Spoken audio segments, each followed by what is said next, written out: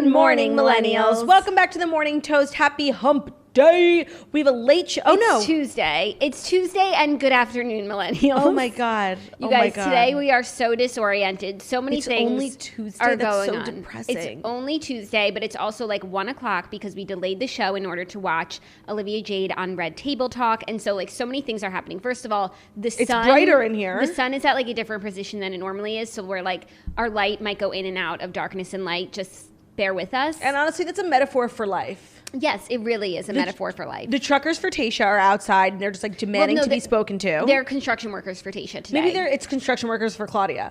Oh, yeah, construction for Claudia. Hey, boys. They're really excited about the new book. Yeah. Oh, speaking of, thank you for bringing that up. I haven't brought it up in a while, so I just felt like it was appropriate to talk about my book, which is coming out January 26, 2021. It's called Girl with No Job, The Crazy Beautiful Life of an Instagram Thirst Monster.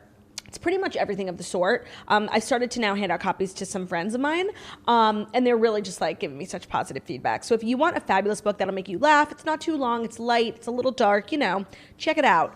girlwithnojob.com/book. girlwithnojob.com/book. Audio, audio, ebook, and hardcover versions are all available for pre-order, and I would really appreciate the pre-order.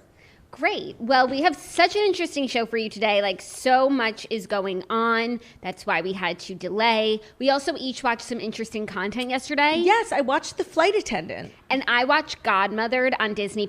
It's a new movie starring the girl who ran a marathon. Oh, Brittany runs a marathon, and Jillian Bell and Isla Fisher. And it was adorable. And it was also made like even better by the fact that Bruno Sweets came to bed with me, and like he was like literally under the covers with me for the first time ever. He was being so sweet. He was being so tired because he spent the evening with Theo, two cousins, being so cute, and they wore themselves out. So it was just like actually an amazing night. They were just like humping each other with a great movie and a great man by my side. So I've had a good night and a great morning. Like doing the show a little later, I got so much done, did a load of laundry, took Sweets out like 3 times. It was just so exciting. No, same. I literally had a full day before we even showed up today. I had the exterminator come. It was just very busy, and I feel like I look more beautiful at 12 than I do at like 9:30 when we usually start. I completely agree that I too feel like I look more beautiful. My face is more settled into itself. Do you know what I mean? Yes, and you lose that like morning puffiness. Yeah, and just like that morning like disheveled skin cell look. Do you know what I mean? I do know what you mean. Okay, I'm so glad. I think I do know about the disheveled skin cells. So in our TV recap, we'll talk about the things that we watched. Yeah, I mean, that's all. You guys should watch the movie. It's like A+, great movie. You would love it. Adorable. Really funny, too. And I don't want to spoil anything, so head on over to Disney Plus and watch it. Okay, so I guess I'll just talk about The Flight Attendant while I'm here. Yeah, just briefly, like 2 minutes. HBO Max. It's starring Khloe Kardashian, which... she's just so ingrained in me as the girl from Big Bang. Like, I just don't feel like she can really play other characters. And she did a good job, but it's just like a really low budget version of The Undoing. Like, they're really trying to recreate the magic. And there are quirky parts of it. But the first episode is like basically... she's this fabulous flight attendant. She's like this party girl, and she's like traveling around the world doing first class, like meeting hot guys in first class. And I want to watch that show. Like, not what happens after the murder and it's a mystery. Like, where's the flight attendant before the murder? Like, yeah. She was fabulous, and like, yes, she was definitely an alcoholic, but it was funny. Like, I wanted to watch that. So I don't know if I would really recommend it. I'm just like in it now, so like I might as well finish it and like find out who killed the cutie, but it's not that great. Yeah, because people are talking about it. But I also just want to say justice for Kaylee Cuoco because in Khloe Kardashian because she's... not Haley Kiyoko. Khloe Kardashian. They're very similar names. That's another coincidence. I never put it together. Haley Kiyoko and Khloe Kardashian. Yeah. That's weird.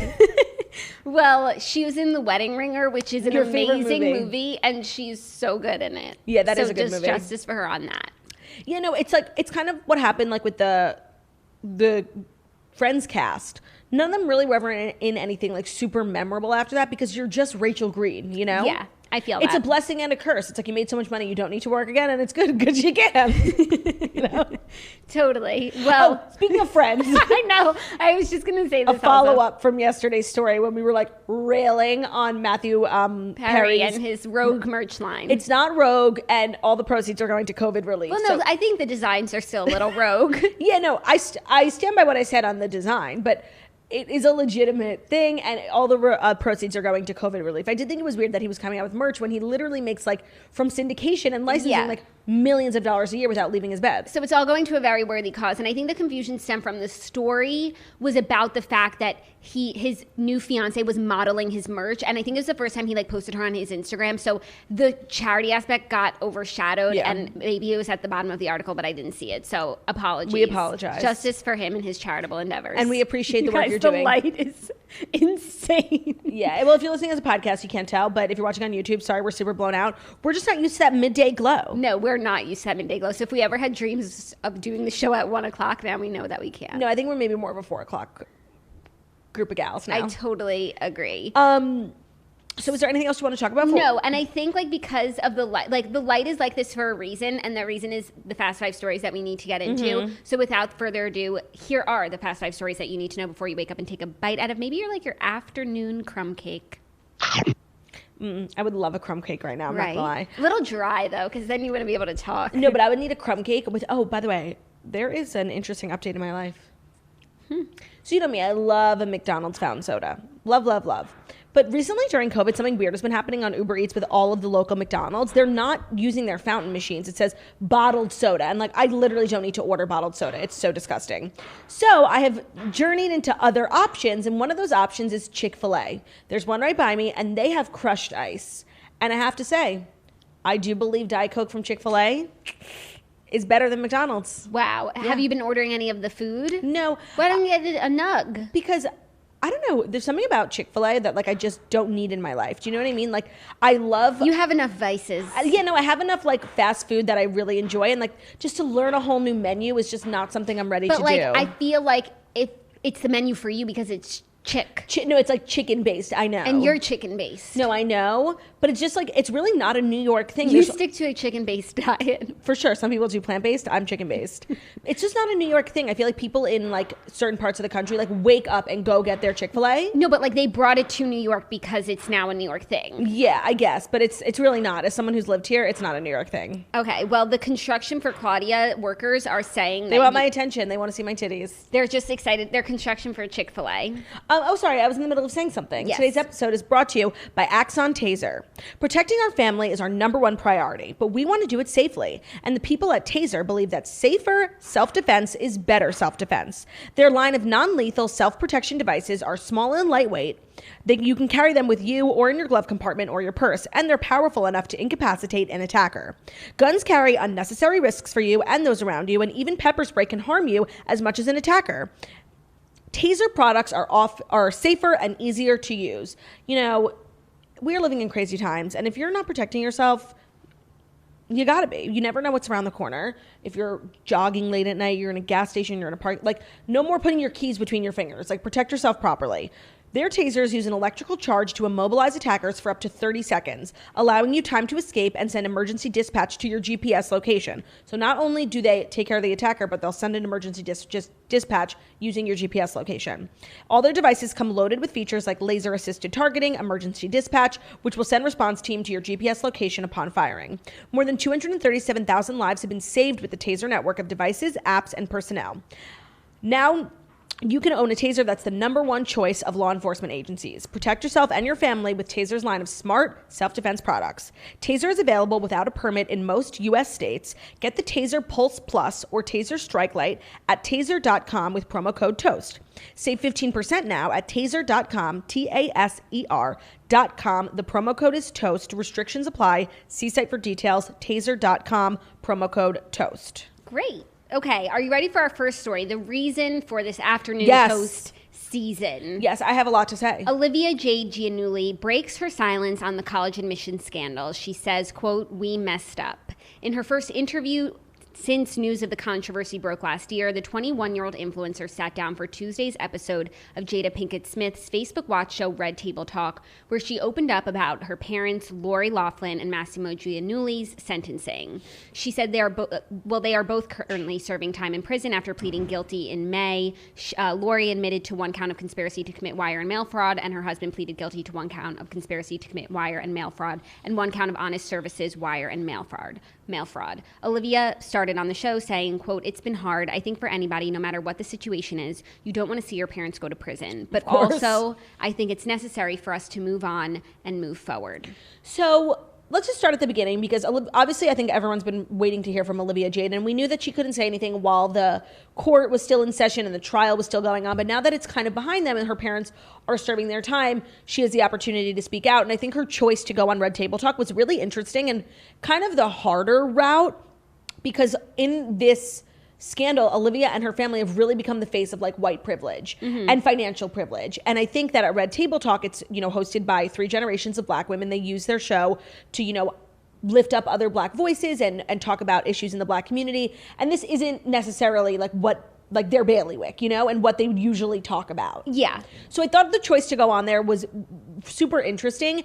And I think having 3 different people who appeared to be on complete polar opposite sides. Like, I thought Willow was probably the most sympathetic towards Olivia Jade, because I'm actually sure they know each other, like just from being like celebrity kids. And I'm sure Willow, they have similar friends and they just grew up similarly, not completely the same, but similarly.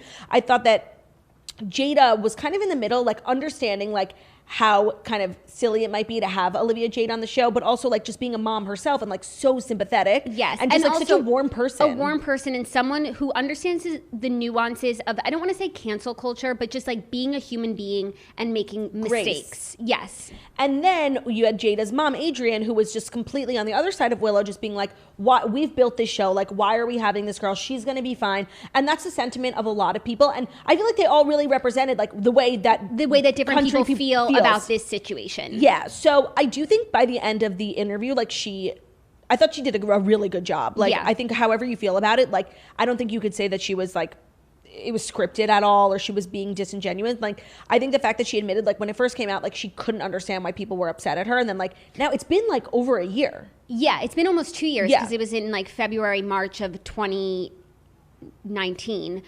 Yes. I think that she obviously owned up to the mistakes that her family made. I think she was also very honest about how at the beginning she didn't understand that it was a mistake or how or why it was. And she was like, why is everyone getting so bent out of shape? The bubble that she grew up in. So I think that she was very honest and ultimately gave a good interview. Yeah. You know, and didn't victimize herself overwhelmingly so, like talked about the struggles that it's been for her and her family, but like understanding completely the level of privilege that she has and how they all messed up. Yeah, I mean, it's super hard for her, I can imagine, to like have to speak on behalf of her whole family. And I feel like she did a good job of like really speaking for herself while also being like, but this is a similar sentiment.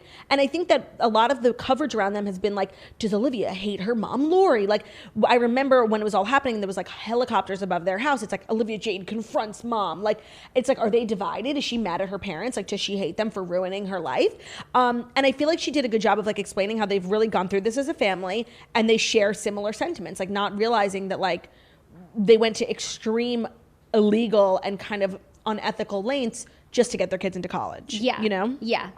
So I don't know. I thought it was a little short, I'm not gonna lie. Really? Yeah. It was 30 minutes. Yeah, no, I thought it was gonna be longer. Really? Yeah. I feel like I don't know what more they could have. I feel like there were some questions that they could have asked that weren't asked. I also feel like there were some cuts, so maybe things were taken out if it was like verbose or unnecessary. But I feel like they got to the heart of the issue. I feel like people can really see how Olivia feels about the situation and that she's completely sorry and working on all of it and giving back to her community and just like being a better influence and role model. Yeah, because I think like part of the reason why I think she fell so hard is because certain people like are on the internet and make it very clear, like, I'm not your role model. Like, they do crazy things. And I think that Olivia Jade like has a super young, impressionable audience. And like, without saying expressly, like she was a role model to a lot of people, which is why it made it like such a bigger blow when everything came crashing down. But the other thing I wanted to say is, and how I was a good indicator of like how I thought it was a good interview, was that there was a lot of uncomfortable moments, especially between Adrienne, Jada's mom, and Olivia, who kind of came for her the hardest. And I think that Olivia took it super well. And I mean, I think it was a tough position for also the 3 hosts to be in. Like, their audience, I think they're going to get a lot of shit for having her. I think when they announced it, they got a lot of shit. And I think towards the end, I think that the interview was very favorable towards the end. And I think they'll get a lot of shit for it. So I think a good indication that it was a good interview was like when talking about like white privilege and just like racial issues and social inequality, like there were uncomfortable moments for Olivia.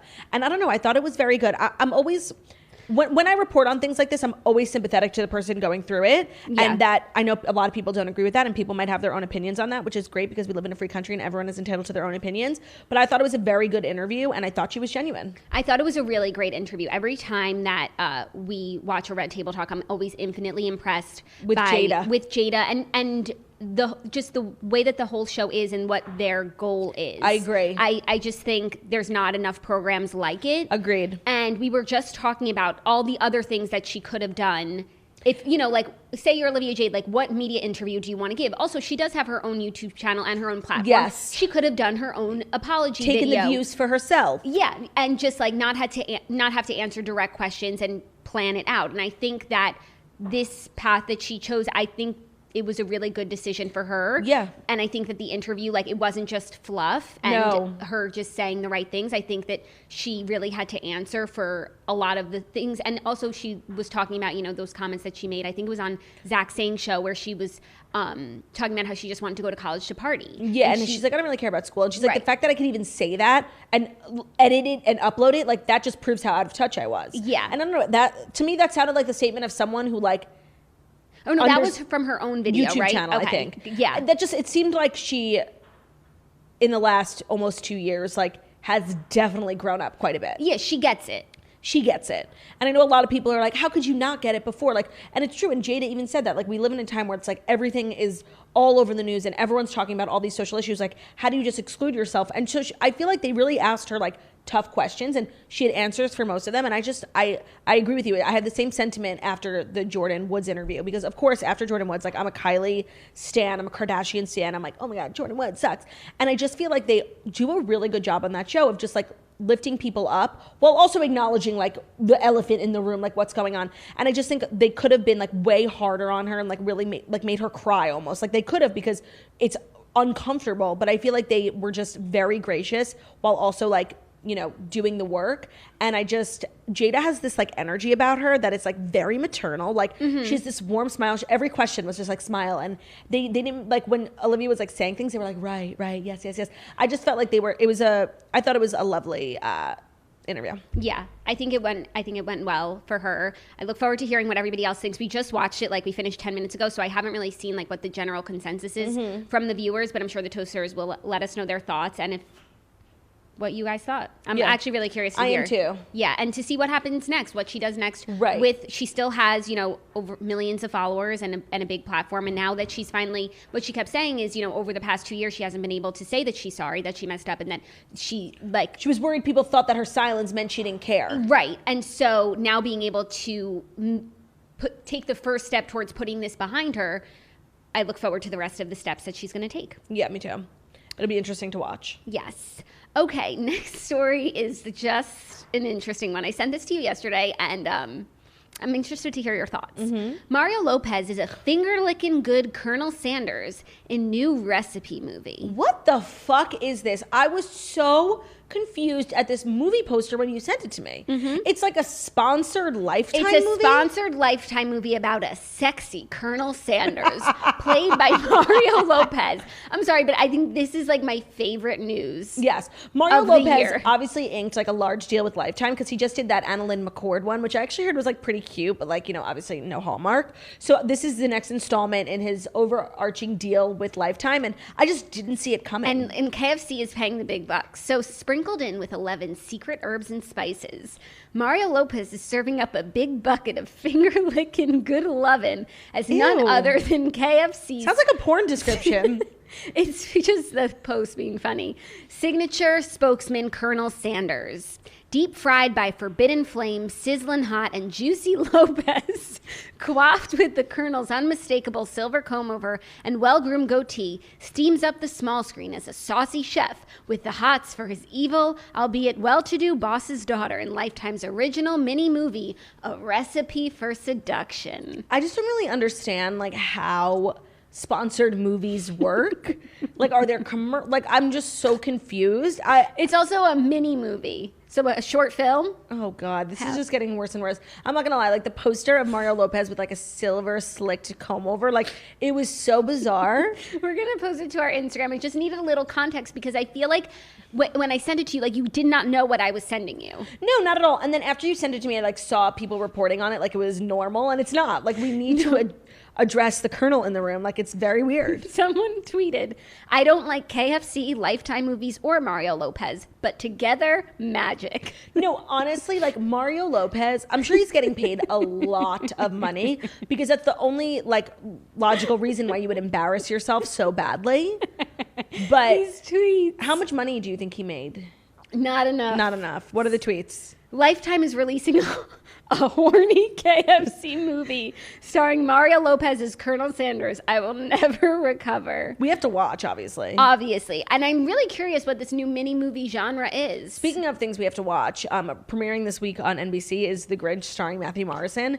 And I do think that I do have to like just watch at least part of it just as like the person who I feel spreads the most gospel anti Matthew Morrison gospel. I think that you have to do your research in order to confirm whether or not it still stands. But I did see that clip of him. Yes. Oh, it was so disgusting. It was bad. I hate your couch. He's just so gross. Like I couldn't understand if he was saying I hate your couch or I ate your couch.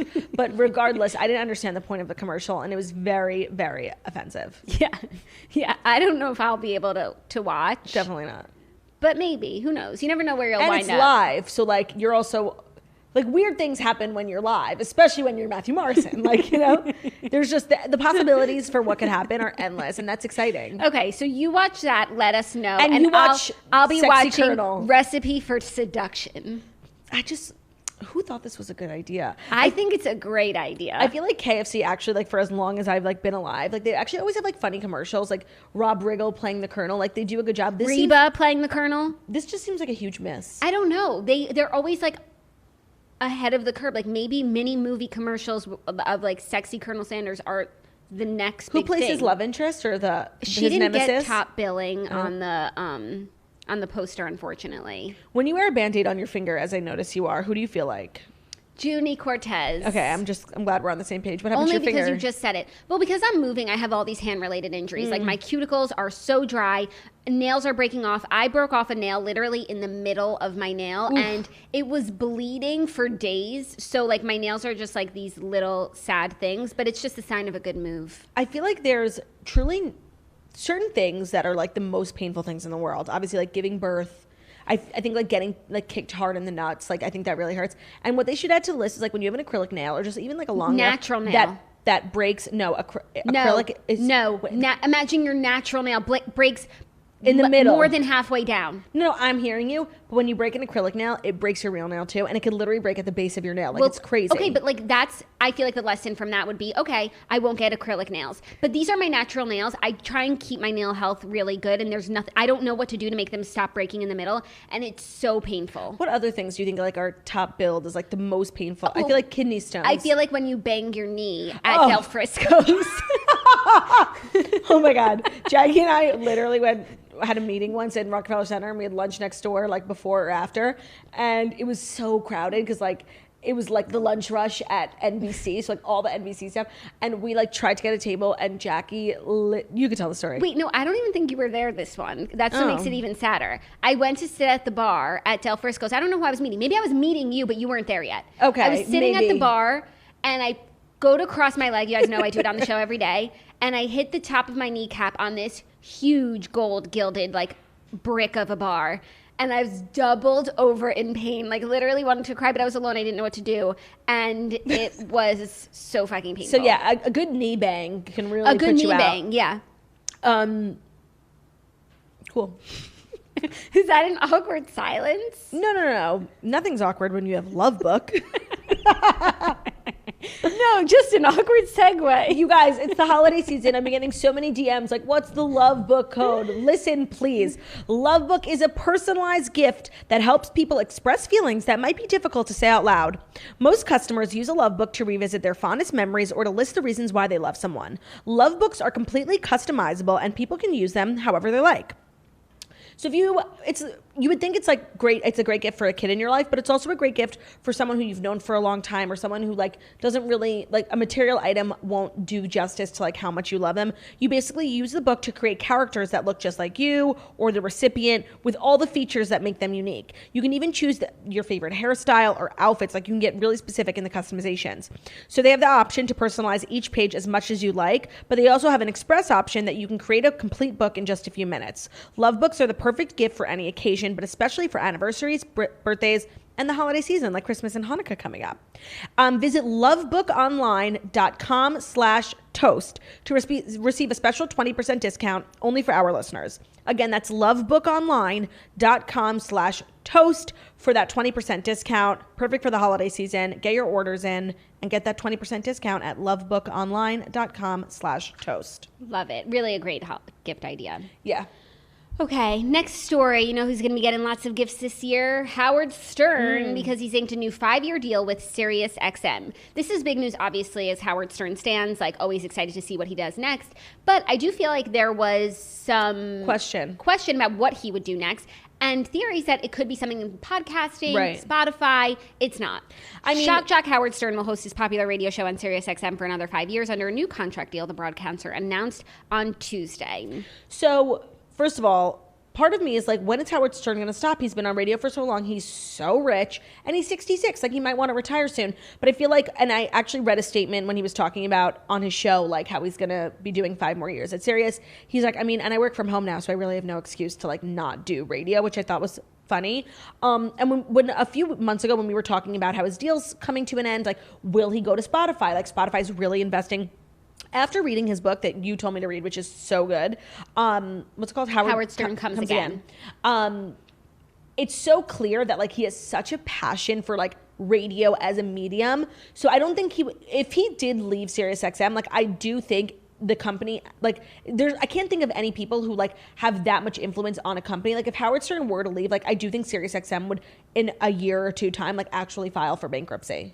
Yeah, well, I mean, he is inextricably linked to Sirius XM, and I think that also gives him so much, like, free range over his show, which he needs in order to be able to do his show, so it's very mutually beneficial. But shares of Sirius did rise 1.8% on the news that he was re-signing. Right. So, yes, he is a big part of Sirius, but I also feel like Sirius does have a lot of business outside of him, but he's yes, but I think, like, Howard, I think in his book he said he has 60 million, like, listeners, like, that listen to him almost every day, and I can't imagine that half of them, like, wouldn't leave if Howard left. Yeah. I know people who just only have Sirius XM, like, for Howard. Yeah. So, what I was saying, like, in the book, he's, like, so passionate about radio, not like audio, radio specifically, that I don't think he would, like, diss the medium by leaving. Do you know what I mean? Yeah, and no, it would be, like, such a big change and a big move. He said, I've been proven right about satellite radio over and over again. With this contract renewal, I can't wait to see what else I'll be right about. That's so funny, because I really don't agree with him on satellite radio, but he's proven, it's a self-fulfilling prophecy. He's proven that it's right. Wherever he goes will be successful. So. Right. So of course satellite's successful, because that's the medium that you chose to love. Yes, but I do think satellite, beyond Howard Stern, and also beyond us, because we don't listen to radio. We're not in cars, and we don't have, like, commutes. Yeah. So, yeah, it doesn't apply to us. That's true, I guess. I'm just biased in, like, my lifestyle. I don't have a car, so.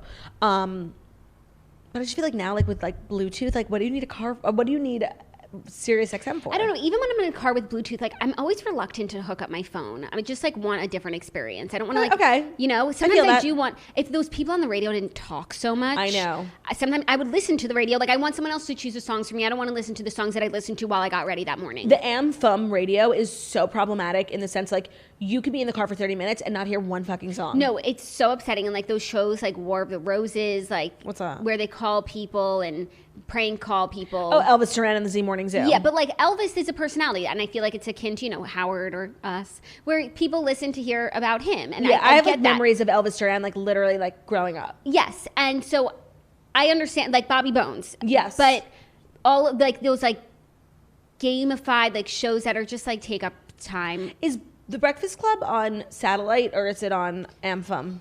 AM/FM. Oh, that's a good show. Yeah. Okay. But I'm sure you could also, like, get it on demand, and it's a podcast. And well, that's, like, every it's everywhere. show. Yeah, but it's Breakfast Club is a part of iHeartRadio, which is AM/FM. Got it. Yeah, but, like, Howard you can watch on YouTube sometimes. Sometimes, like with special guests. 2-minute clips. Yeah. Not enough. Not enough. Okay, ready for our next story? Yeah. A little big news, not for the first time. A little big news? A little big Little big town? For the first time since 1978, the Kardashian family Christmas party is canceled. Have you seen this? I saw Khloe tweet it. When I saw the headline that said, like, canceled for the first time since 1978, I thought it was a joke. Like, yeah, no, I'm like, what, the Kardashians? They weren't even born. But truly, they've been having a Christmas Eve party since 1978, and this is the first year they won't be having one due to COVID. That's Khloe crazy. announced on Twitter that the COVID cases are getting out of control in California, so we decided that we're not doing a Christmas Eve party this year. I mean, obviously, because we can't be gathering in groups of like 30 or more, but this is just devastating as a pop culture stan and someone who really studies the Kardashians, you know, religiously. This is huge for us. Yeah, no, this is a bummer. Like, the content is always so good. Who's there? Who's not there? What are the girls wearing? Who's performing? Who's having it at whose house? Whose house, yeah. Says so much, and it's going to be missed for sure. Yeah, and as like someone who's obviously never been invited but always feels like they should be invited, I'm actually glad it's not happening because like now I won't have FOMO. That's so true for you. Yeah, every time the Kardashians get together, I'm like genuinely upset and offended that I'm not invited when like in no possibility, like in no world would I ever be. Yeah. But it's like I just feel so close to them, you know? Yeah, no, I do know. So I just hope that this means next year's party will be 2 times bigger, better. Well, they've been getting like smaller almost. I feel like maybe 5 years ago, they were like such big ordeals with like huge performance and everyone got like super dressed up. And then when it was at Kourtney's, it was like kind of low key and it's like nobody knew where to do it. And I feel like they've been just getting progressively smaller, except when Kim had like a full backyard full of snow. But I feel like maybe now this is like the kick in the ass they needed for next year to make it like a big extravaganza as well. I wonder where they would have had it this year. I feel like they should have at Kylie's new house. Her backyard, she was posting like on her stories yesterday, like her sunset. And it literally looks like a Las Vegas pool club, like all the like chairs, banquettes, like and like it's amazing. Beds. Yeah, that's true. I don't know. I feel like Kylie wouldn't host it. If Kylie hosted, it would be a totally different kind of party with like literally TikTokers and YouTubers. Yeah, it's actually crazy how like Kylie's like in so many ways she's like so old. She's like so accomplished. She has a baby. But she's also like so young with her TikTok, you know? No. And that's the magic of Kylie Jenner. And she's also keeping the family like super young and relevant. Yeah. But then also Kourtney hangs out with Addison, so it's all weird. It's all mixed in there. But speaking of YouTubers, we were talking about previously because we both watched Tana Mongeau on Call Her Daddy. I finished it yesterday. It was so good. I did not know like really anything about her, and I feel like my experience watching the episode, I was so impressed with her. And then I actually started watching like her MTV show, Tana Turns 21. Oh my God, you did? Because it would, like came up on my YouTube suggested for next, and then like I started to get a better idea of who she is. Like while I was watching the episode of her on Call Her Daddy, like I didn't know how old she was, and I would have assumed she was like 30, like until I heard that she had a show where she just turned 21, which is so crazy. Yeah, I have been telling you about Tana for a while because I thought I had to experience it for myself. I watched like half of her interview with Call Her Daddy, and it was not what I thought it was going to be. I think towards the end, which I didn't watch yet, it's like a lot of like sex blowjob, stuff, yeah.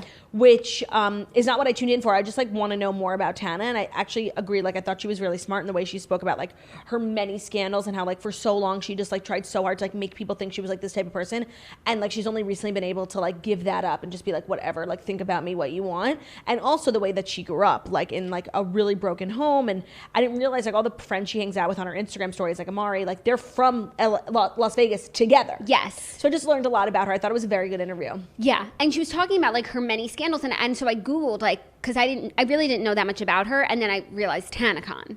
Yes. And then I was like, oh yeah. So then I had to learn what TanaCon was about, and it was while I was watching Tana Turns 21. Like it was all in like the aftermath of TanaCon. Oh, it was. But watching the show like made me sort of annoyed because I hate watching like people who are just like these huge stars who like surround themselves like with like her manager. I don't know if they were just like putting on for the show, but it was like he's not her manager anymore, and there's like a lot of people wondering why. Good. Jordan, right? Jordan. I was just like not here for their dynamic. Like interesting.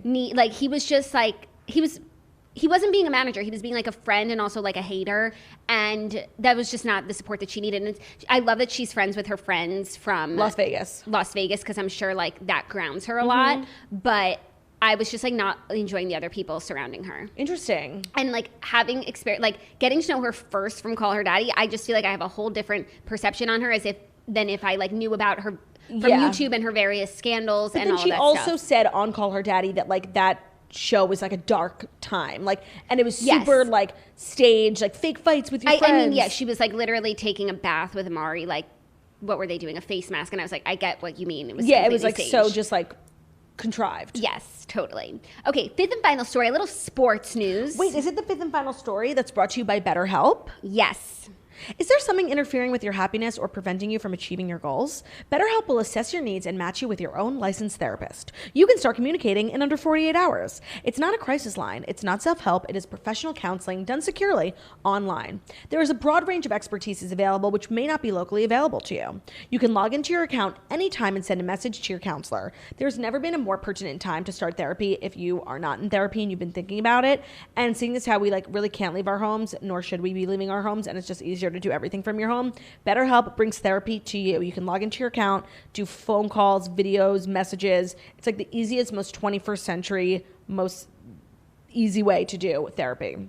They're committed to facilitating great therapeutic matches, so they make it easy and free to change counselors if needed at any time. It's more affordable than traditional offline counseling, and financial aid is available. BetterHelp wants you to start living a happier life today. Visit BetterHelp.com/toast, that's BetterHelp, and join the over 1 million people who have taken charge of their mental health with the help of an experienced professional. In fact, so many people have been using BetterHelp that they are recruiting additional counselors in all 50 states. So the special offer for the Morning Toaster listeners to get 10% off your first month is BetterHelp.com/toast. You have to use that link to get the 10% off. Again, it's BetterHelp.com/toast. I'm sorry to interrupt you. No worries. It's just some sports news that I think you'll find interesting because some snooze breakdancing. Remember the game Snood? Breakdancing will now be an event at Olympic Games starting in 2024. Oh wow, summer or winter? 2024. I think the whole Olympics is messed up. It's off now. Yeah, summer. Yeah. Is it outdoor breakdancing? It's at the Paris Games. So what did we were supposed to have winter. We were supposed to have summer games in 2020. So summer games in 2024. Summer. So are they summer? I literally thought the same thing. So are they moving summer from 20 to 24 or just skipping the summer one? They're moving this year, I think, to 2021, I think.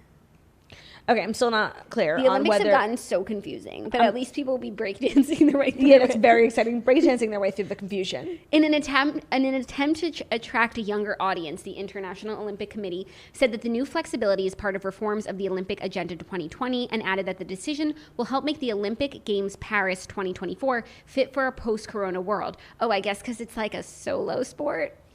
Oh. Because I'm like, really I'm not seeing how... I hope that by 2024... if they wanted to appeal to younger people, they should have, like, fastest typing or something. No, they should have, like, best TikTok, like, dancing. Mavis Beacon. She would win. Oh, yeah, like, fastest... Thumb twiddling, yeah. No, but, like, best, like, TikTok dancers. Like, Charlie could represent the USA. I mean, she does represent the USA. And mighty well, might I add.